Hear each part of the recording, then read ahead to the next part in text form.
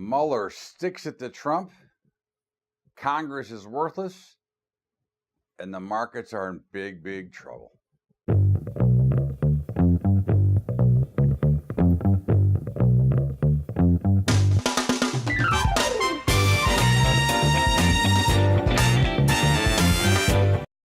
What's up, everybody? Welcome aboard to Bubba's Bottom Line. It is Sunday, June the 2nd, and here we are.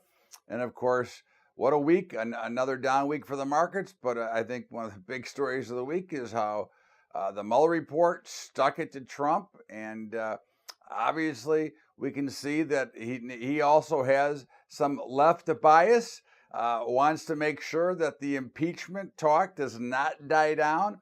And what we had was a couple of these sentences that he used when he was putting the report, that we can't rule out a crime, but because the president can't be charged with a federal crime, we couldn't do anything. And that's obviously, the report is out for them to read, and it's obviously an interesting take, but certainly a way that the left can keep the pressure on, and of course, making Congress absolutely worthless, which is typical. Okay, again, it doesn't matter who's in there, but this time it happens to be the left, and it's worthless because they're worried about one thing and one thing only, and that's how to impeach the president. They don't care that the economy is falling apart. They don't care about the troubles on the border. They don't care about anything but impeachment.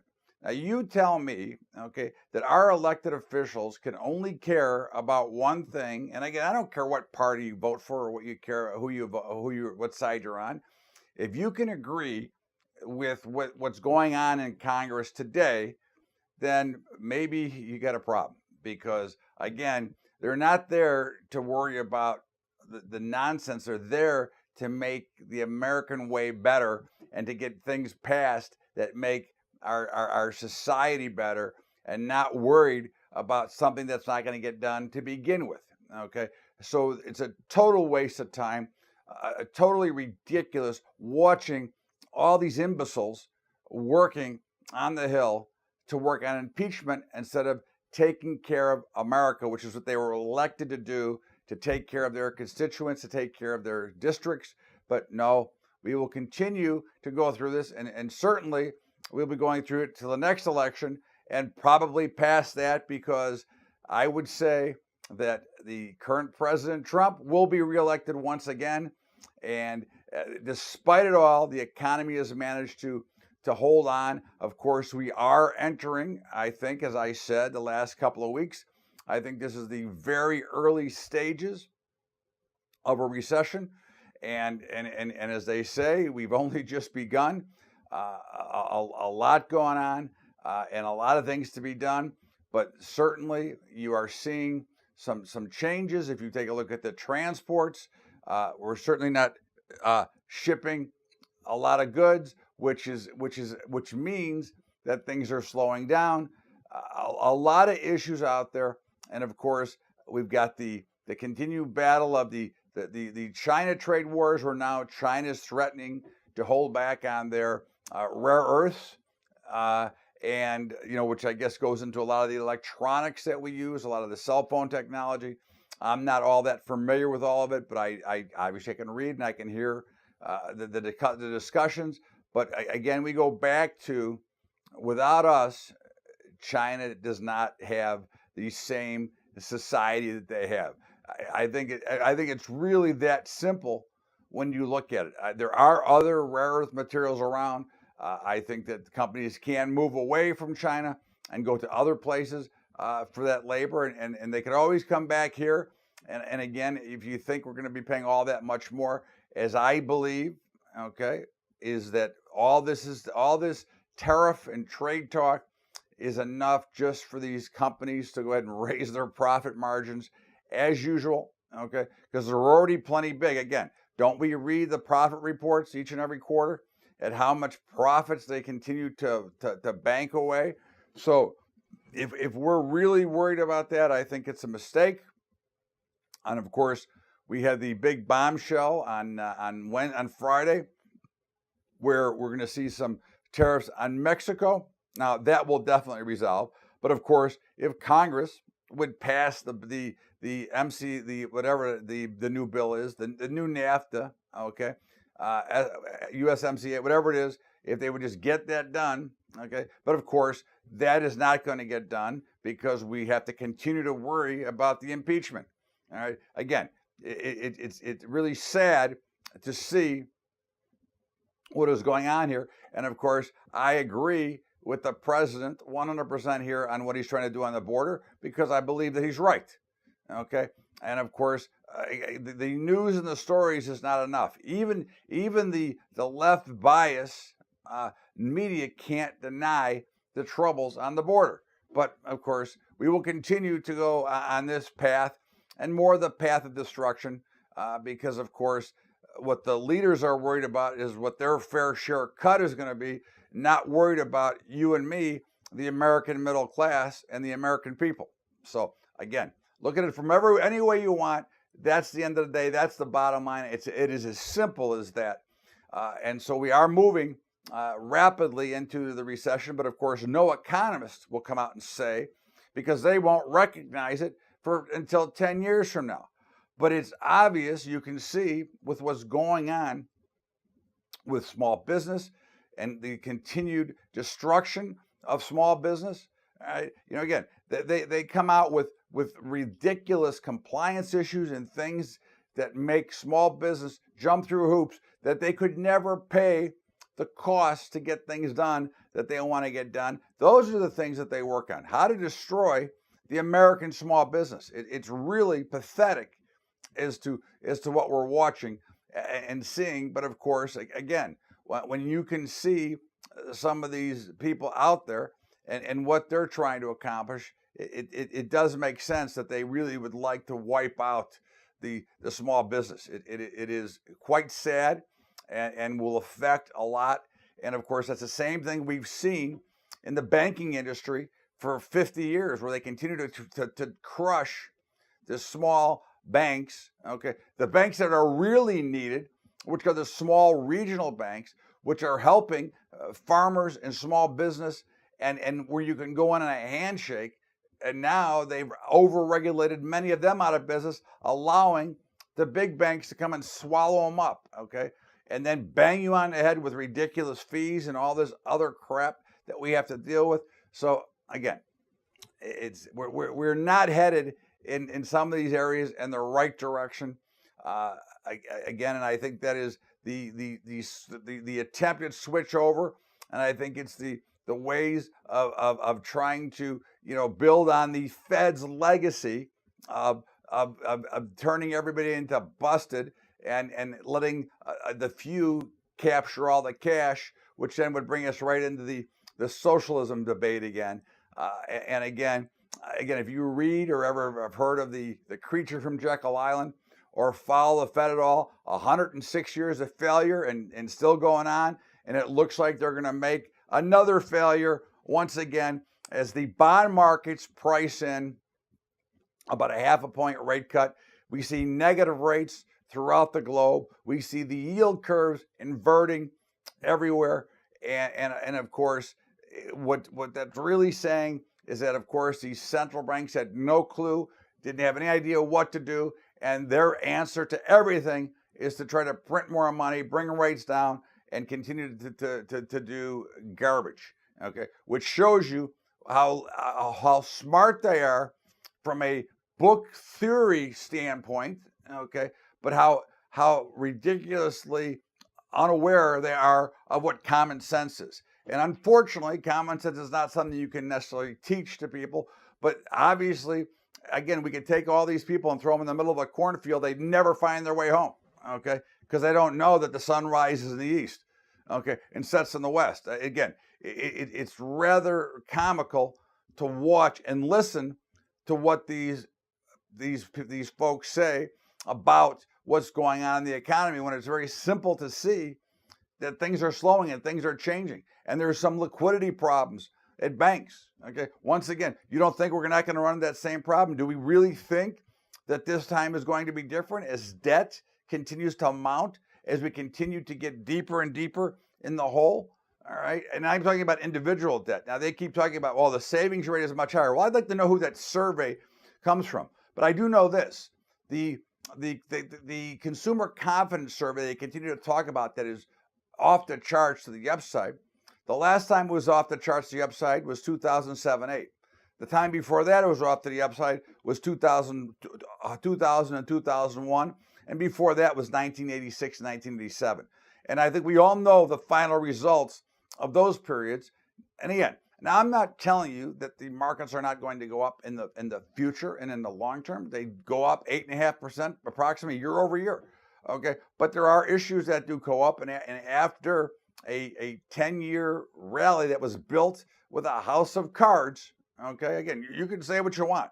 Okay, we were built, this whole rally, this whole market, okay, was built on mirrors and a house of cards that was propelled by cheap money and by the ability to bail out the banks and by the ability for companies to borrow money so cheaply that they could buy all their stock back to keep the fuel firing in the market. Okay, so we'll see how it plays out as we go into the third and fourth quarter with earnings, which I believe are going to start to be some dramatic misses. And you can already hear the built-in excuses coming, okay, about the too strong dollar, about the tariffs, about everything out there except what they can do about it. Because every complaint that they make can be handled by using a proper strategy to either hedge against dollars, to hedge against risk. But of course, that would not then give them the built-in excuse. So when they actually weren't doing as much business, they would have nothing to blame it on. It is, again, it's the same old story, and we continue to see it. But again, I think you look at the second half of the year, and I think you see some major risk components building here. And again, when you can borrow money, when you have to pay more to borrow money for 3 months than you do for 10 years, or vice versa, deposit money for three months and get more of an interest rate than you're getting for 10 years, that's an inversion of a yield curve. That is going to signal issues and troubles. But of course, we will continue to ignore it because, of course, the Fed will come in on their white horse, supposedly, and cut rates again, which, again, if the economy is as strong as I'd like to say it is, which I don't think it is, but if it's that strong, then why is everybody worried about a rate cut? Okay, that's really what it comes down to, is why are we worried about a rate cut? Okay, and that are some of the issues that we are dealing with in this market, which will, I think, take this market significantly lower over the next couple of years.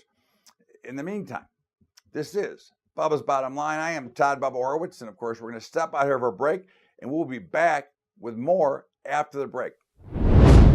What's up, all? Hey, listen, we're doing we're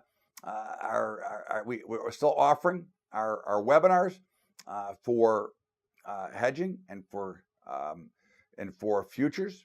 And of course, if you'd like to get your copies of the recordings, you can email me at bubba@bubbatrading.com. And next Saturday, we are going to have a webinar on our brand new managed portfolio product. Okay, you do the managing, but we give you the trades, the signals. And of course, it goes like with our futures, which just hit all-time new record highs. So again, if you'd like to tune in, you can go to the website starting tomorrow and get that link to come in and watch the webinar. And of course, if you'd like to get it directly from me, just send me an email.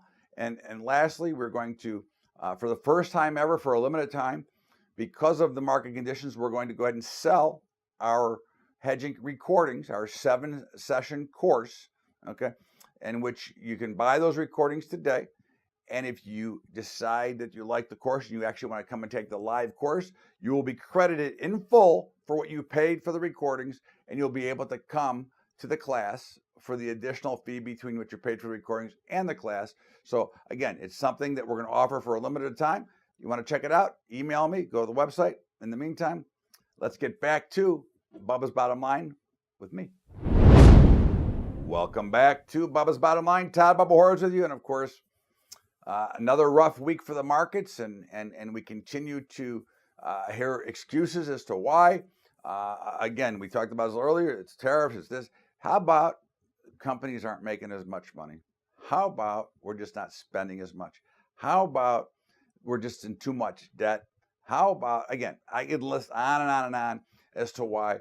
in the meantime, you are starting to see it, and the Dow is now down for, I think, the 5th or 6th week in a row. And as we said, we called the top based on the action, based on our algorithm on May 1st. Okay, so now we went through the entire month of May, basically blacked the card to the downside, and we expect to continue to see that action continue. We expect it to get uglier. We expect it to go much, much lower. Now, again, we're not talking about tomorrow. Okay, we are short. We are going to maintain our short. But what we do expect, okay, is there will be, and remember, do not chase this market down just like we don't chase it up. There will be opportunities to sell into this market. There will be rip your face off rallies that are going to go straight up and look so good you're not going to believe that you're not in.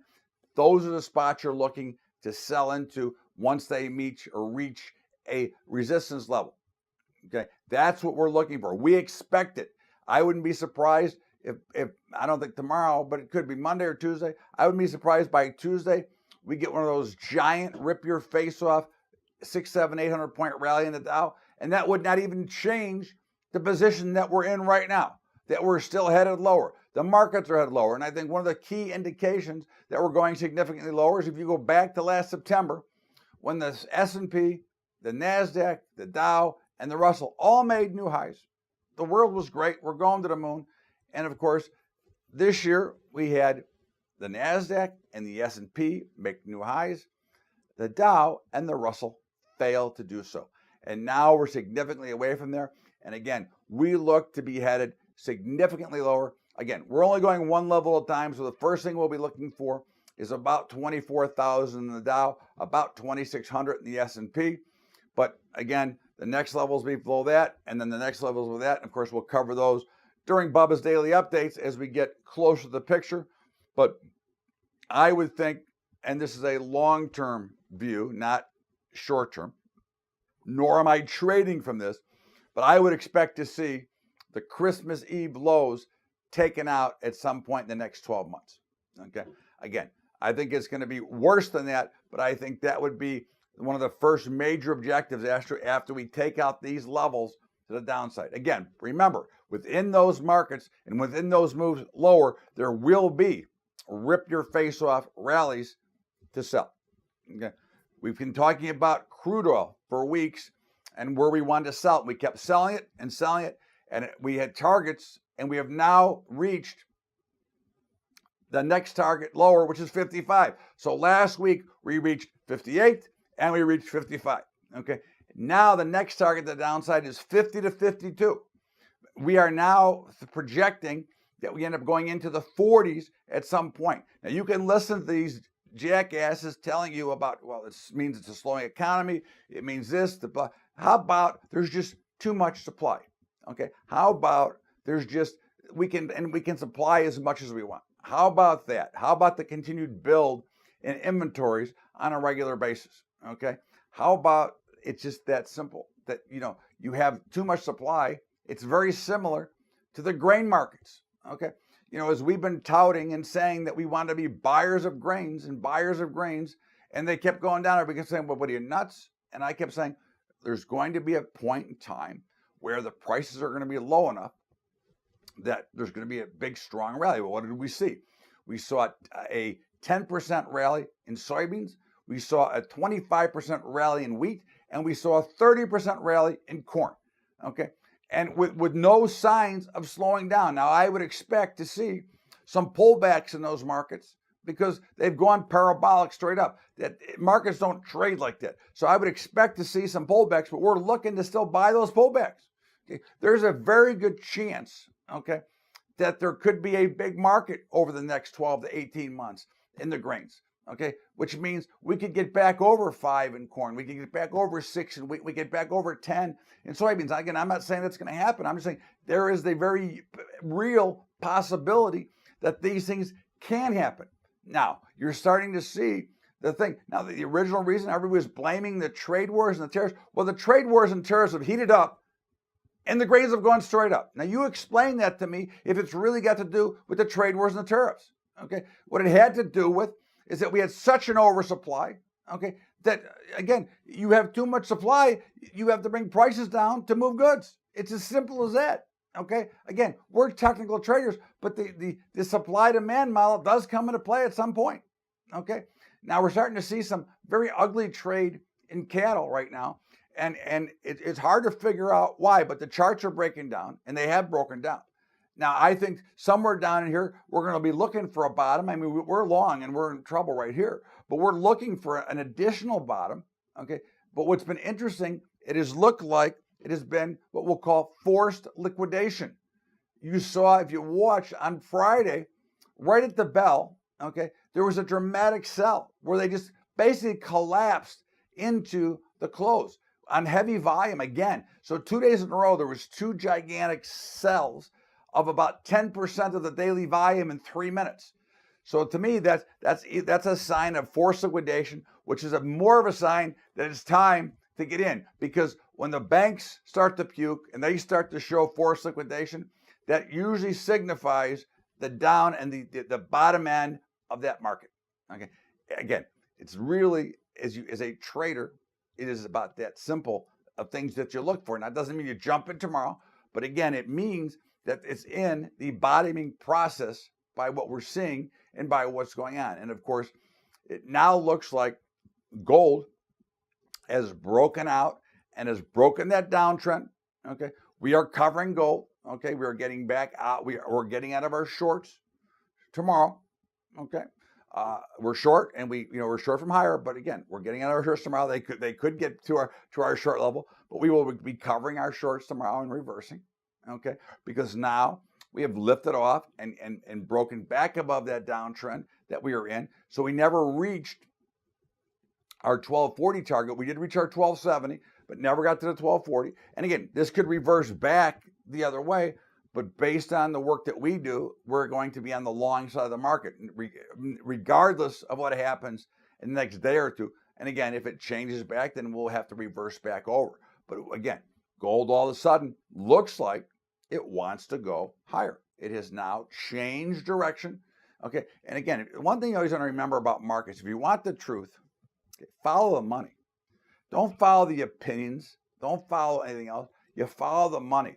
The footprints that the markets leave will always give you the highest probability position of being successful versus looking at what they're talking about on the news. Because what they're talking about on the news is bull. Okay, from the buy guy, okay, to everybody else. Again, not just them. They're all the same.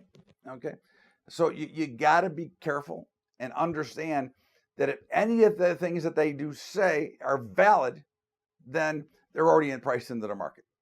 Okay. Now, treasuries, wow. Okay. Now, again, we wanted to be short treasuries and we were early. Now, we did reverse and get long treasuries, but what a move. I mean, I haven't seen a move like this since 07, 08. Okay. And they're basically just going straight up. Okay. Yields are coming straight down. I mean, the 10-year's looking poised to go under 2% again. Okay. So again, when you look at these things, again, it's kind of scary, but it does show you how far behind the times the Federal Reserve is and how clueless they are as to what goes on, because if they would have done everything properly, they wouldn't be having this problem. So now they're going to have to cut again and go back into the cutting cycle. Okay. And so I mean, with mortgages now, mortgages ticked under 4%. Okay. So you want to buy a house, you might get much less than 4%, but I doubt it. You better be buying that house right now and locking in, because, again, where are you going to go? 3% maybe? Okay. So I think it's important to take a look at. Meantime, the cryptos had a nice pop and did pull back from 9,000 as we thought. I think that you have to look at the markets. Okay. And as I like to teach my folks, it's like a big poker game. Okay. Remember, there's always another side of the trade. There's opponents out there. Make sure you study your opponents and understand what they're trying to make happen here and how they're working markets, because it happens all the time with the big banks. They're trying to push markets in one direction because that's where they want to load into. So in the meantime, this is Bubba's Bottom Line. Todd Bubba Horwitz. We're going to step out here for a break, and we'll be right back with my commentary after the break. Bubba's Bottom Line. Todd Bubba Horwitz will be right back. All right, kids. So listen, next week we're doing our webinar on our new new equity portfolio management using risk reversals, creating synthetic stock. They're killing it. They're doing just great.